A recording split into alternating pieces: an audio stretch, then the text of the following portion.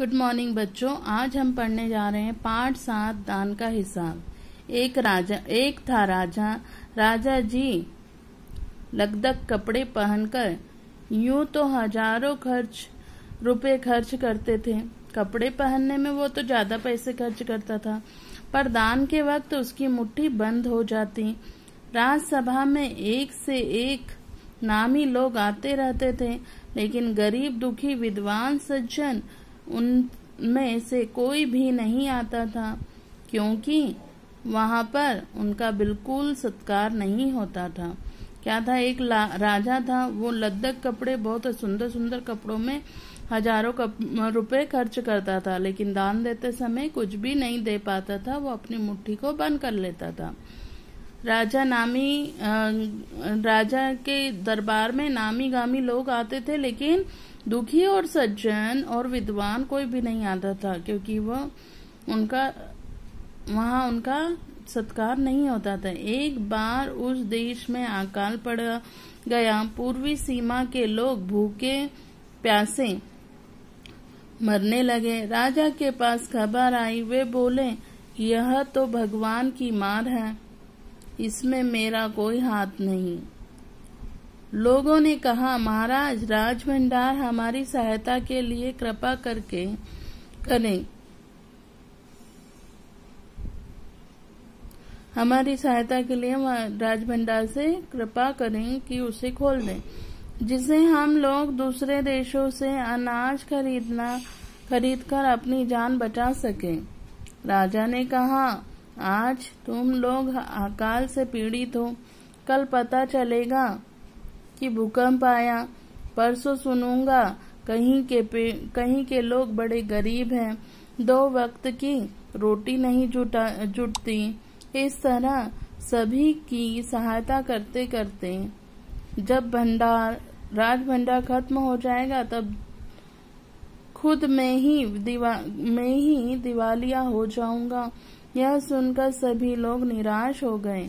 क्या हुआ, दूसरे देश पूर्व सीमा से बहुत सारे लोग भूखे प्यासे आए, क्योंकि वहां पर क्या हुआ, अकाल हो गया। और अकाल होने के कारण क्या हो गया, वहां पर बहुत सारे लोग राजा के पास आए और राजा से बोले कि आप हमारी मदद करें राजभंडार खोलकर, कि राजभंडार खोल दें ताकि जिससे हम उसे खरीद सके। लेकिन राजा ने उन्हें मना कर दिया। इस अकाल का प्रकोप फैलता ही जा रहा था। न जाने रोज रोज कितने लोग भूख से मरने लगे। फिर राजा के पास पहुंचे। उन्होंने राजसभा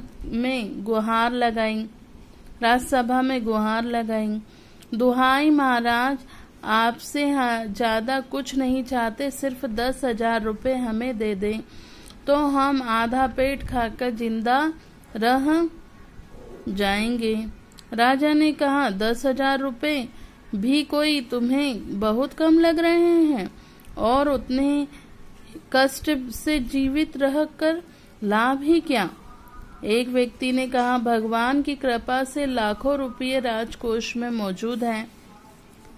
जैसे धन का सागर हो, उसमें से एक आधा लोटा से महाराज का क्या नुकसान हो जाएगा। राजा ने कहा, राजकोष में अधिक धन है, तो क्या उसे दोनों हाथों से लुटा दूं? एक अन्य व्यक्ति ने कहा, महल में प्रतिदिन हजारों रुपया सुगंधित वस्त्रों, मनोरंजन एवं महल की सजावट में खर्च होते हैं। यदि इन रुपयों में से ही कुछ थोड़ा धन जरूरतमंदों को मिल जाए तो उन दुखियों की जान बच जाएगी। यह सुनकर राजा को क्रोध आ गया। वह गुस्से में बोला, खुद भिखारी होकर मुझे उपदेश दे रहे हो? मेरा रुपया है, मैं चाहे उसे उबाल कर खाऊं, चाहे तल कर, मेरी मर्जी। अगर इसी तरह बकवास करोगे तो मुश्किल में पड़ जाओगे। इसलिए इसी वक्त तुम चुपचाप खिसक जाओ।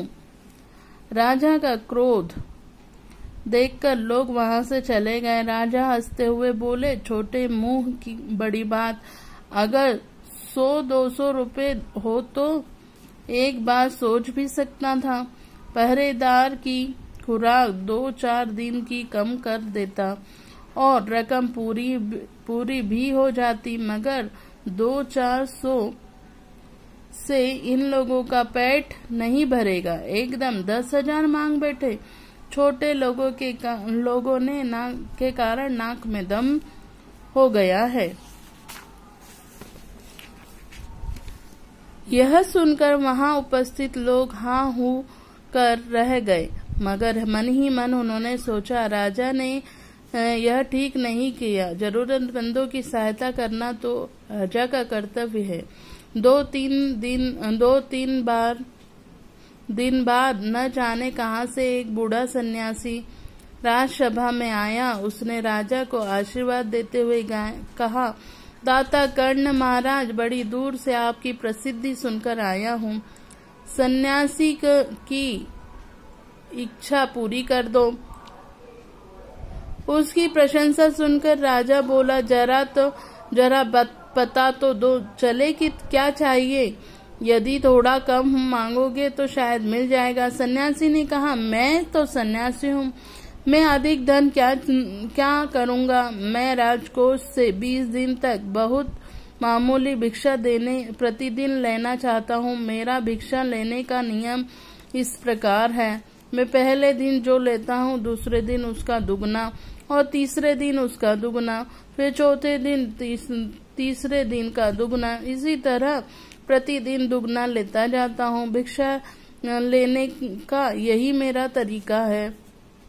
राजा बोला, तरीका तो समझ में आ गया, मगर पहले दिन कितना लोगे यह असली बात है। 2-4 रुपए से पेट भर जाएगा तो अच्छी बात है, मगर एकदम 20-50 मांगोगे तब 20 दिन में काफी बड़ी रकम हो जाएगी। सन्यासी ने हंसते हुए कहा, महाराज, मैं लोभी नहीं हूँ। आज मुझे 1 रुपया दीजिए, फिर 20 दिन तक दुगना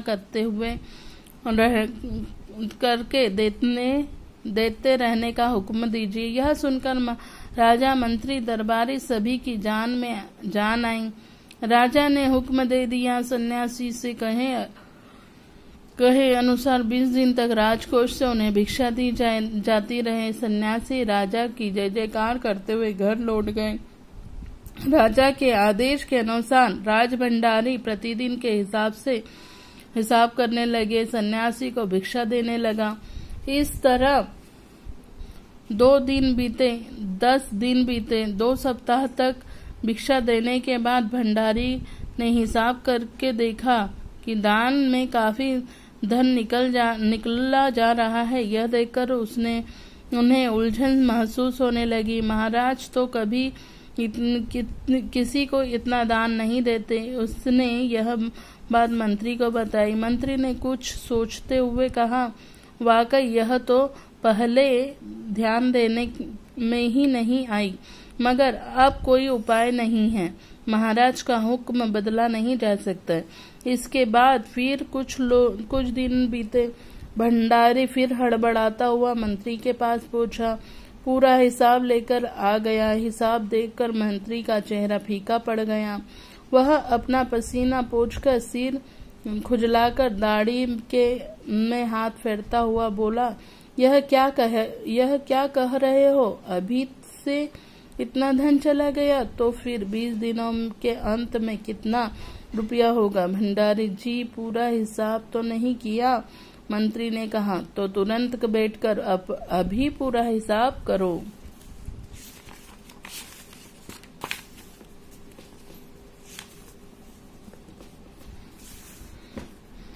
भंडारी हिसाब करने बैठ गया। मंत्री महाशय अपने माथे पर बर्फ की पट्टी लगाकर तेजी से पंखा झूलने लगा। कुछ देर बाद भंडारी ने पूछा, हिसाब कर लिया? मंत्री ने कुछ कुल मिलाकर कितना हुआ? भंडारी ने हाथ जोड़कर कहा, जी 10,38,575 रुपए। मंत्री गुस्से से बोला, मजाक कर रहे हो? यदि सन्यासी को इतना रुपया दे दिए तब तो राजकोष खाली हो जाएगा। भंडारी ने कहा, मजाक क्यों करूंगा, आप ही हिसाब देख लीजिए। यह देखकर उसने हिसाब के कागज मंत्री को दे दिए। हिसाब देखकर मंत्री को चक्कर आ गया। तभी सभी उसे संभालकर बड़ी मुश्किल से राजा के पास ले गए। राजा ने पूछा, क्या बात है? मंत्री ने बोला, महाराज, राजकोष खाली होने जा रहा है। राजा ने पूछा, वह कैसे? मंत्री बोले, महाराज, सन्यासी को आपने भिक्षा देने का हुक्म दिया है।